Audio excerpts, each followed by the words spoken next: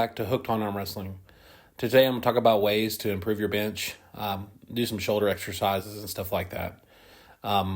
Really at any point when you're lifting, you can always start over to help improve your workouts. So like with bench, if you've already had a routine for a while, it's okay to start over. And when I start over, I start really light.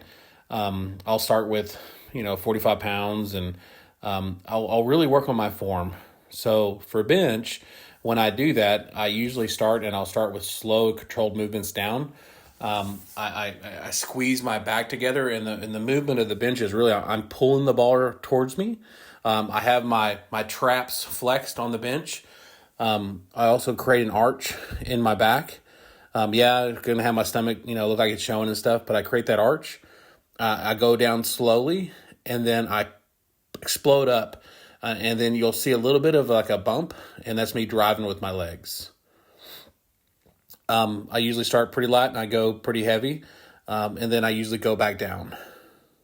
On this machine here, what I'm doing is I like to actually get the second part of the bench press, and I do it on this. So I'm only going down about halfway, so I'm not all the way down to my chest, and then I'm extending up. So a lot of times on a bench press, a lot of people get stuck on that second part of it, and they have the bar speed at the bottom, but it doesn't follow all the way through their triceps.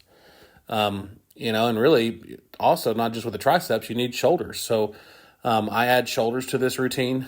Same thing, if you're, just getting started, or you're having problems building a bigger bench, or even any of your lifts, man, just start from light again. Start 5-10 pounds, and really focus on that form and what feels good for you.